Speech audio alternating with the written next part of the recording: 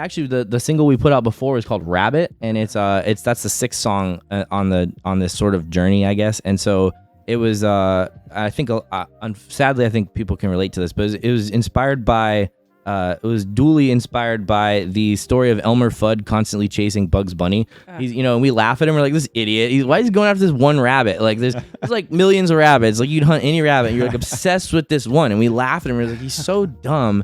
He's getting blown up in the face and all this stuff. And but he's got this like weird obsession. It's like, what's going on in his head that makes him chase that thing? Like, what is it that makes him wired to like chase this one singular goal and not get distracted by like any other possibility? And so it was duly inspired by that. And season 1, episode 5 of the show called Westworld. And the show gets weird, I think, after the second season, but bygones. He's sitting and he tells this story of how his family adopted like a retired like racing greyhound. And he's like a little boy, and he's at a park with this greyhound, and his parents like hold on to that leash tight because he's fast. And so if you can imagine, like a racing greyhound is born and bred to just run around in circles chasing this piece of cloth that's made up to look like a rabbit, and he's done this his entire life. It's all he knows. And so he's in this park one day, and he sees a real rabbit, and so he bolts after it as he's conditioned to do.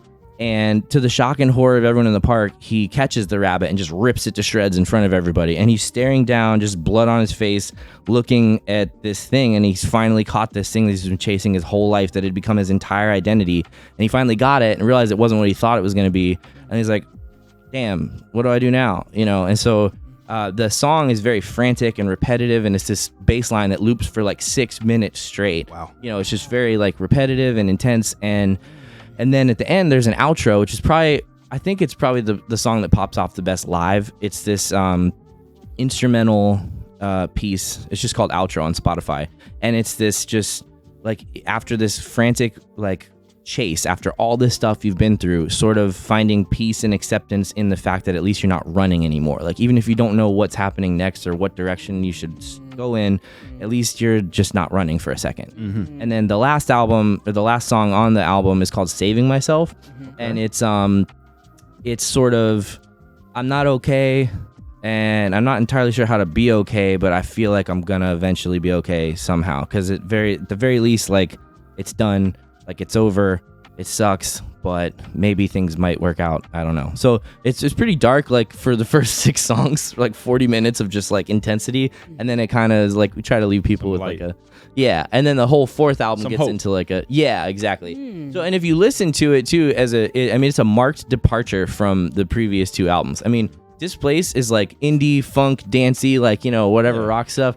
And then you're just like, what is this? And in music theory, an accidental is a temporary departure from the key signature. So if you're in whatever key you're in, it's a sharp, a flat, a natural, whatever, and it changes the sound. And it's what we call tonicization. It's not a full modulation where you change the key entirely, but it's just a temporary little, like, we call them color tones. It's like, oh, like, that was interesting, cool, like, put some flavor to it. And the ultimate goal for me is once we get this 4th record out, is to sort of help understand that all of that like crazy stuff you go through, like from the intense, profound realization of like the eureka light bulb moment to the like, oh God, maybe this wasn't what I thought it was going to be, to like all the despair and the trauma and the stress and the pain and all that stuff, to kind of rebuilding yourself and picking up the pieces and realizing that all of that is just small prices to pay for the beautiful life that we're blessed to live. And so that is the message of Accidental Necessity, is that light bulb moment that you thought was your everything, it turns out it was just one light. And when you only have one light, if it's on or off, it can blind you. But when you have a bunch of little lights, you start to step back and see this bigger picture, that is just a mosaic. And it's like a bunch of tiny little light bulb moments that are all individually as profound as the one that you felt on that first album. And then it starts to make enough light that you can step back and see the bigger picture that you actually don't know as much as you thought you did, and that's okay. Right. And so, it helps you to not get too hung up on any one individual traumatic event. You're like, okay, well, this is just small prices to pay for the beautiful life we're blessed to live. Wow, that's so profound. Oh, It seems like you allow, through your music, you're allowing people to be like, okay, you could stay, or you can like process your emotions. Yeah. Because in our world, we try to like push through them or cover them up, to be like, oh, I just want to be happy all the time. But to be like, okay, let's sit in that place where it's dark, it's confusing, you don't really know, and it's okay to stay there for a while in that 6 minutes that you did, to be like, stay in that place and then go through all the emotions, so then you can come to the other side and see like the big picture, and that it's not so traumatic like you thought. That's actually, I think it was your last episode. You guys were talking about the pain of childbirth and something like that, and and you were saying like, if you don't feel the pain, you don't know when to push. I think what it was, and I was like, I totally feel that. That's in a lot of ways like I resonated with that. That's what the record's kind of about. You have great analogy. That's so awesome. Absolutely. So awesome. What was the time period that you went through that whole process where you're like, you needed a place to live and you're just kind of at this crossroads? Like, what was that time frame? So my 2020 was right before everyone else's 2020. So it was like the end of like 2019. It was a rough time. Wow. So by the time the pandemic hit and I'd already gotten established and things were working out, I was like, oh, this is it. Like, it's just a global pandemic and like It's like, okay, so it was right around there, like the beginning of 2019. And that was one. I mean, that's the only one. Again, it's not necessarily about any one traumatic event, because it is simultaneously also about, my friend died in a motorcycle accident in 2014, so it's been 8 years now. So, it's also a lot about that. Those are probably the two biggest things that it's sort of written about, I guess, because they're the most, it's the easiest to draw inspiration from, because they were the most, impactful, I guess. But then there's like everyday little things too that are not everyday. Well, yes and no. But like little things that I'll get hung up on for like a week or two, and it's like, okay, like that's done. In the grand cosmic scheme of like the universe, like none of this is very consequential at all if you think about it, Definitely. And there's like peace in that, Yeah. Oh, okay. Peace in the chaos, or peace in the unknown. Yeah. A lot of themes we stepped on here, that idea you mentioned that, people are always chasing happiness. I think that leads a lot of people astray. Chasing the rabbit. There's no way to achieve, happiness all the time. I think leaning into the one true constant in life, which is kind of like pain and suffering, unfortunately, happiness is only a temporary sort of release from that. But what you want to find, like you mentioned, is peace, right? Finding the peace in that pain, finding the peace in that suffering, and realizing that it's only a small part of what it is that we are here to do.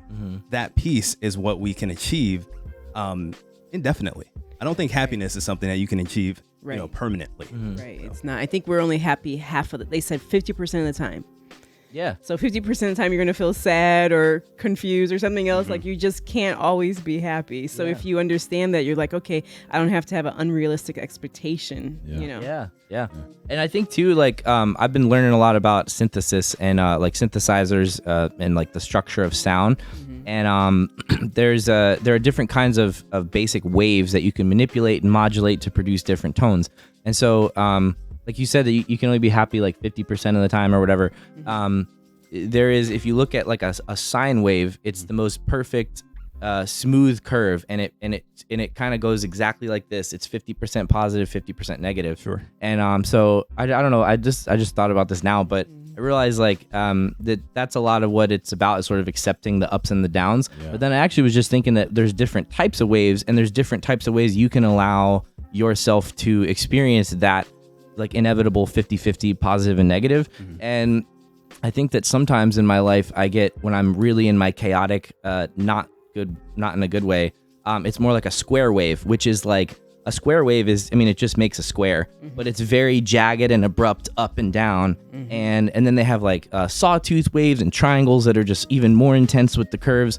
And I think as a goal, we should try to strive towards making like a sine wave and just sort of like smoothing out those curves, and just sort of like, it's inevitably going to get good and bad, Right, but flowing. Yeah. But try not to like Yeah. you know, because I'll do that sometimes. I get like, We all do. yeah, you know, it's like I'll get set off by like my phone's not working, or no, you know what it is? If I'm being real honest, I can't find my keys. Yeah. I'm trying to get out of the house. I get so mad, like irrational. Or if you give me a pen that doesn't write, Sure. I'm a big fan of the Pilot G2 10 series, the bold. Yes. That's like I love that that's my one. jam. Yeah. And like man, if you give me a pen that doesn't write, I think it just comes from like trying to write. Like I'll get an idea and I'm like, oh, and I want to go write it. And there was too many times where I'd pick up a Papermate or something, it's just like not writing, and I'm like, Yeah. And you know, and you get an idea. It's like inspiration is like it's like a faucet that you have no control over the handle. By the way, you have a beautiful faucet in your bathroom. I loved it. It's like it's like a faucet that you have no control like over the handle. You just got to be there with a bucket to catch it when it turns on. Yeah. And if you're not, it goes down the drain.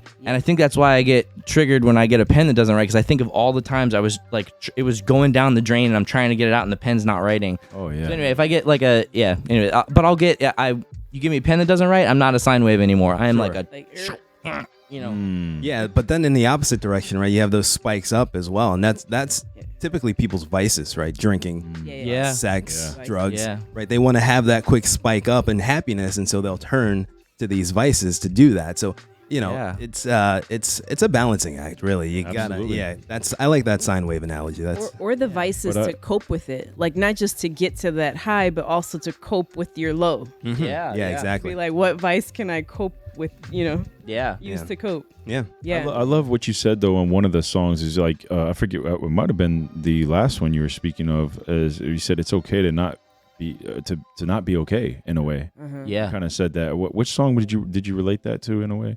I believe it was. Oh, it might have been saving myself at the end. It's saving sort of, myself. Yeah. It's okay to not be okay, and I think we have to remember that. Yeah. You know, so many times we just want to get that instant release, that instant gratification.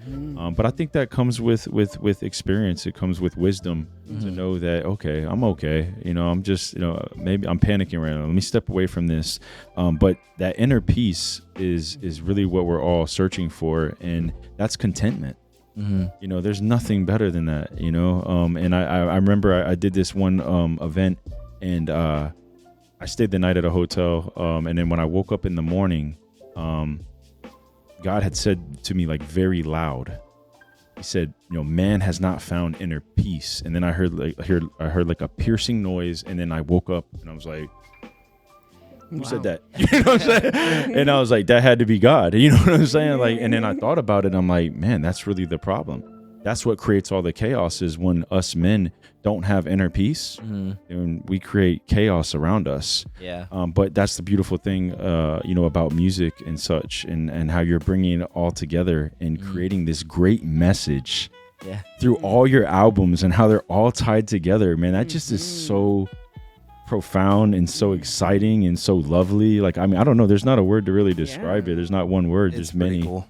It's just It reminds me of like Coheed and Cambria, which is a rock band, and a lot of their themes flow throughout their different albums, and it's pretty cool. It's brilliant. all connected. All their songs are super, like, really connected. And it seems like the Star Wars series to me, Oh yeah. You're like, because there's all these underlying stories, and then how it all comes together, and it's really fascinating. It's so good that you got to explain your thought process and the why behind your music, so that people listening to this can understand it. That's thank really you, great. Another question I had was Possums. Yeah. What album was that off of? So that'll be or is that that's actually on the upcoming 4th album. So if we ended with like saving myself, and it's not saved myself, it's like a present, like constant thing. You have to constantly do it. But then the next album starts off with a song called All In, which is actually, I think that's our favorite song that we play live. It's like a oh wow. So as I mentioned, like Accidental is like the 2020 album. It's just like all twisted and just like really intense and not really our sound, and just, tangent. The first 2 albums had these kind of dark, like we had a song called Fog or Old Bread, which is a stupid name. We just had scratch titles that we just never changed, by the way. So doesn't mean anything. And then the second album had songs like Two Worlds, Garden, like the Ellipses songs. There was always this sort of like dark underlying sound that was like on the other albums, but we never fully allowed it to express itself, which I think is also a metaphor for like there's this sound is there. It's in all of us, and we never really like let it out. And so the third album's kind of like letting all that out. It's like a whole album of just crazy stuff, so that's like not suppression. our sound. Yeah, suppressed. It was being suppressed. Yeah, and so this was like getting it out. And so anyway, so the fourth album is starting like it's a return to like the fun funk, like it's a dance tune, like it gets people hopping and like it feels good to play, like it's like, and especially after I would like to think that after hearing a full album of just really intense, like it's not danceable music. It's like you just sit there and just probably don't feel good, and then you get to All In, and it's like this. It's basically I'm not a gambler, but it's sort of like the concept of I guess in Texas Hold'em, you go all in, you push all your chips in, you're like, I'm in on this new direction, and you're going all in on yourself, and like, this is what I'm gonna do. Like, I don't even necessarily know the direction, but I'm gonna step away from like whatever this thing was in the past, and in doing so, unfortunately, you will have people that aren't super stoked on that. It's just maybe it's remnants of the old relationship, or it's job or event or whatever it is. You'll face criticism for doing this thing. I mean, even if like old drinking buddies, if you're like, I'm trying to quit, like, I don't want to go out on a Tuesday night and just, it's 3 a.m., what? And they're like, what, you don't like me anymore? So whatever it is.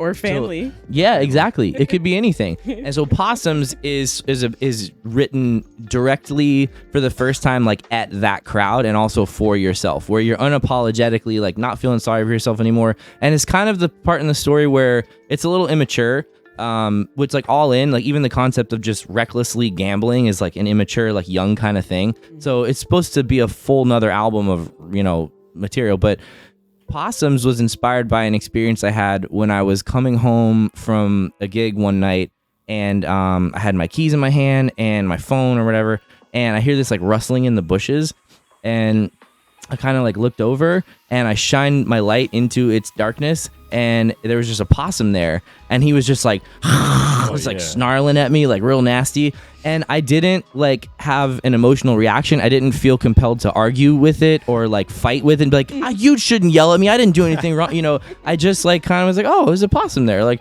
I wasn't gonna like go pet it, I wasn't gonna go try to kill it, I wasn't gonna try to ration with it. I just put my keys in my lock and just went inside, and just if there was a squirrel in the tree hissing at me or a cat, I would have had the same reaction. I wouldn't have felt anything. And then I go and I'm kind of just unwinding after my day, and I go just open up social media, and I don't even remember who it was, but someone had like ranted some like long angry thing at me for like what I perceived as like it was just totally unnecessary.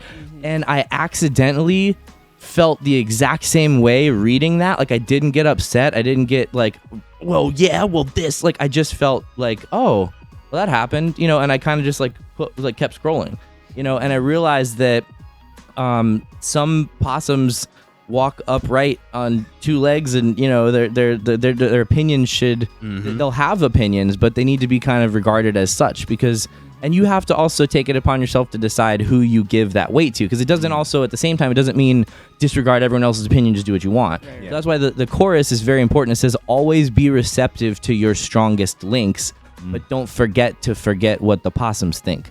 So it's like you pick a couple people who will call you on your ish, and you respect their opinion, even when, you don't necessarily like it. But then anyone else that's just like, hating on you on the internet or whatever, you have to understand they're just projecting. They're probably just depression projecting, and like it probably doesn't even have much to do with you at all. It's like, and so you can't get hung up on that, because if you do and you just, oh, this person said this mean thing, and you feel the need to respond and give it energy, then you're giving away your precious energy. You fuel it too. Yeah. I love that though. And you're unbothered. Absolutely. You're just like, oh, I'm not fazed by the squirrel or the possum or their negativity. I'm unbothered. Yeah. That's a great message though. Like we don't have to entertain every thought. Yeah. That only gives it fuel. So man, that's incredible. I got something ironic for you though. Your dog. Yeah. How did you know? Yeah, last the possum. Night, last night I was walking TJ. And he's a big dog, big pit Ridgeback mix, about 105 pounds, and he's a hunter, man. He like when he sees a squirrel, or there's a squirrel that comes out every morning and messes with him. He sits on the fence and he looks at him, and he's like, he gets, Monica's seen it. Yeah. He's like, oh, I want that squirrel, and he runs out and he tries to catch. He never is gonna catch him, you know. Yeah. But yesterday I'm walking with him, and he's done this before. Like when he swipes something, it's done. You know, and that's, he ran after it, like, because I've been walking him without the leash. I just got the shot collar on him, and usually I just got to hit it. Man, I was hitting that thing, and he just kept going. He wanted that possum. And I didn't know what he was chasing at first. He went over there, and he just swept it, and then he like looked at it, and he kind of had that look like you were talking about, and he's like, all right. He walked away. Wow. Like he got it, you know. Yeah. But that happened last night. It wasn't a big deal. Oh my God. Look at the irony, though. Like, you know, we're talking about the song Opossums, you know, and then it's just silly stuff. He but it's just like swiped a possum and accidentally killed it. He's like, yeah, it is. Wow. Oh, I got it. That You know, was finally it? caught something. It wasn't as satisfying as I thought it would be. Yeah, Like yeah. Elmer Fudd, huh? Yeah, Elmer Fudd, there it is. Chasing the rabbit. Thank you. Yeah. Thank you. Yeah. Oh man, that's great. But now that we know All In is y'all's favorite song, Yeah, that'll probably be the next single off the fourth record. Like that's gonna be good. that's good to know. Because like when I go to like a restaurant and I order food, like I always ask them like what's their favorite thing on the menu, and when they get excited, I'm like, oh yeah, I want that. So it's like now we know. Okay, oh that's the song they really love to play. Got to make sure we. Yeah, you'll feel it too. It just it's that, and ironically, like Last of Their Kind, which is like the most intense one. That's also our favorite one. Like those two are probably like those are the best for totally different reasons. Like one of them is definitely just like, you know, like I don't think the crowd's gonna like mosh or anything like that, but it's just very like aggressive, you know. And then you have this just fun funk dance thing for like 8 minutes of just, you know, awesome time. So Awesome. That's what I love about jam, and you know, you just go, and it's like, man, like I was telling her about like Lettuce, and I'm like, man, these guys just like, I went and seen them live several times, and I'm like, they just don't stop playing. yeah. Like they just play for hours. Oh yeah. I'm like, how do you How do you do that? Yeah. do that? Yeah. But yeah, And then that's you fun. said they threw out lettuces. Oh yeah, they have heads of lettuce and stuff. It's Like like, oh, people will that's throw funny. around and rip up, and it's pretty interesting. Like, here's that feeling, that experience. Have you ever man. played with Lettuce? I played with members of Lettuce, yeah, Nice. on Jam Cruise actually in the jam room. So Beautiful. the way Jam Cruise works is it's a music festival on a boat. It's like the most incredible experience. I will never not go for any reason. Actually, they gave me an artist pass last year, which was like one of the coolest things. That's like incredible. I'm so grateful for. But yeah, it's neat because like there's music from like noon until 4:30 in the morning. Oh. And at 2 a.m. they open up the jam room. And so you also have to know, like, you're on a boat with these people. There's not like a specific like artist only area. It's just, you could be room next to the headliner. You know what I mean? Like, you don't know. Yeah. You're going to eat breakfast in the morning and, you know, there's Carl Denson just chilling, you know. So it's very interactive, like this whole like music festival cruise ship experience thing. Anyway, so the jam room opens up at 2 a.m. and all the artists on the boat, there's like a jam room host, which is one of the artists in the bands. And then the bands are just comprised of like other artists on the boat, and it's kind of like a free-for-all, you know. Some of them run it differently, but for the most part, like Roosevelt Collier was actually, when he ran the jam room, I got to play with him a lot. Like, it was great. And yeah, so I've played with like Adam Deitch, actually. Fun fact, my very first jam cruise, I brought my sax and I didn't really know what to expect, but I brought it, and I kind of just like 2 a.m. the jam room opened up, and I didn't know that it was artists only, and so I just had my sax. But I'm very much like, I would never disrespect an artist's space by just going up uninvited. In fact, actually I have to be invited multiple times. Like if you have a set and you're like, hey, come jam with me, like I will wait until you expressly tell me. Like you might be like, third song, come up, and I'll stand there and I'll wait for you to tell me to come up. And there's actually been people that have been like, why didn't you? I told you to come up on the third song. I'm like, I don't know, I didn't want to, like, you know, I'm very weird about it. Respectful. Yeah, because, you know, I've had people just come up on my stage and like uninvited, and it's very yeah, I don't like it. So Yeah. anyway, so yeah, I was sitting there from 2 a.m. until I think it ended around 5:30, and I just sat there with my sax in my case, and no one like asked me to come up or whatever. And so I was like, okay. And all these people are next to me like, you gonna get up and jam? And I was like, we'll see. And so I waited there for almost 4 hours. Nothing happened. Second night, I got my, like, I kind of stood there and the people were playing, they watched me, they didn't invite me up or whatever. So I was like, that's okay. Like, I'm not an artist. I understand. They don't know who I am. just some guy. And so then I actually like people kept bugging me like, get up there. And so I pulled my sax out, but I wasn't going to go on stage. So I made sure I was like making eye contact, looking like a little puppy dog. He's like, like, and then the sound guy saw me and he was like, dude, come stand over here. Like he was like kind of getting my back. He's like, stand by the entrance here and they'll call you up. I know they will. Like he was like kind of looking out for me, and they didn't. And so that was like a solid 5 hours. I just stood there, didn't move. Wow. And nothing. And then the third night, George Porter Jr. from the Meters was running the jam room, and the sound guy, there was a guy that was kind of like blocking the way for the artist area, and he'd seen me standing waiting, and he was like, you don't have an artist pass, so you're not coming back here, which he was doing his job. I'm not upset about him. He definitely wasn't very nice about it when I was like, hey man, could I like pop back through? He was, I won't repeat what he said, but anyway, he was doing his job. I can't be mad at him for it. But so the sound guy, he went to go to the bathroom, and the sound guy's like, get back here. And he pulled me backstage in the artist area. And I'm kind of sitting there like a puppy dog for like a solid like hour and a half. And George Porter Jr. is like up there running his jam. And like about 2 some hours in, he comes off stage, and I will never forget, he says, go on, get you some. And I just hopped up on that stage, and I just didn't leave. Like once I started playing, they were like, oh yeah, like don't go anywhere. And so, and then every other night in the jam room, I played. And then, the sound guy afterwards was like, dude, like what? His name's Brandon. He's so cool. He's my buddy. And, and pretty much that was like 7 jam cruises ago. So I have played in that jam room that first night, there was this incredible drummer. And I remember this weird feeling of like, he did this drum fill, and my whole world, like it was like a psychedelic experience, like in a matter of seconds. And I didn't know where I was. I was confused and like upside down kind of, and like, what's going on? And then it landed on the one, and I was like, I looked back at him, and he kind of like nodded at me like, yeah, I did that. Wow. And so we go outside. They had this area called the Spot where they have like acoustic jamming or whatever. And that drummer was smoking a cigarette, and he was standing next to this other dude. And I was like, dude, that was the most incredible thing I've ever heard. Like, you are so good. And he was so humble. He's like, oh, this guy, yeah, taught me everything I know. And he wasn't even a drummer. Turns out that was Adam Deitch from Lettuce. So yeah, I didn't even know who he was. And he was so cool. And he was just like, yeah, I'm Adam. I was like, I'm Chris. Like, oh my God. Wow. And so every year, in the jam room, he's always there playing, and I played with him every year. And so Eric Benny Bloom too, there were times where, because there's like horn lines that you just get up there as trumpet, trombone, sax, whatever, and I didn't know the song, and I couldn't really hear that well because it's so loud. And at one point he put his hand on my shoulder and was squeezing like the hits in time, so I knew what to play when. So at one point or another, I've played with Stanley Jordan, who's like my favorite guitar player. Like, I think he's incredible. At one point, I looked over one of the years, and Snarky Puppy was on the boat that year.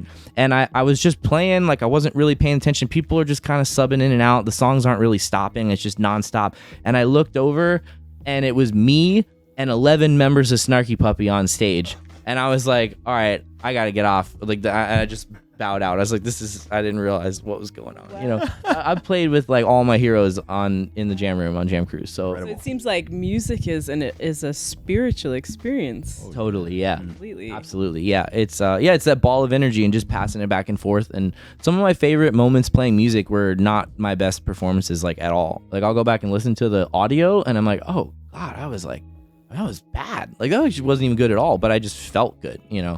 And actually, that's my approach to producing too. Like, a lot of times when I'm producing a record for like one of my students or whatever, even on this record, I had a lot of like wrong notes, like blatantly wrong notes that were, I mean, actually there's one on the sax solo to Redefine on the first song that's like, it's bad. I mean, it's like really bad, and I wanted it to be bad because I was like, this is at a bad point in the story, so it shouldn't be a polished performance. It should be, and actually, I wasn't in a good place when I tracked it. So, I wanted to capture that on the record and that feeling. So when I go back and listen to it, I'm like, I remember how bad I felt when I was doing that, and no one knew necessarily how, like, I mean, Emily knew, but how bad I had it in that moment, and when I go back and listen to him, like, yeah, I remember, so. And what about, is it bad for a trained ear, or would it be bad for a non-trained ear that would be listening to it? Like, I don't know. There's definitely some like squeaks and fracks and weird sounds that are like, oh, I feel like anyone listening to it would be like, that's that's an interesting note choice, you know, something like that, or like, that's a weird sound. Did you mean to do that? You know? Okay. So probably, yeah. Yeah. But I don't care. I don't think it's necessarily about a technical performance. I think, like we were saying, like music is a spiritual thing, and it's very much about that ball of energy and passing it and getting like a message across.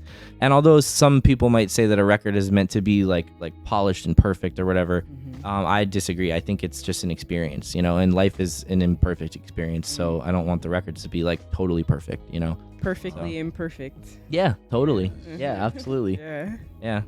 Man, I love that perspective, man. Wow. That's powerful.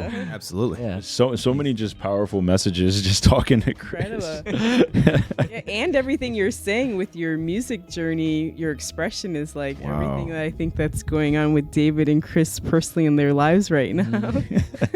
I can agree. Yeah, I could agree. Really awesome. Oh, good. Hey guys, thanks for tuning in. You can catch all of our episodes on YouTube and Spotify at Better Gents Podcast, and follow us on Instagram, TikTok, and Twitter at Better Gents Pod. Thank you and take care.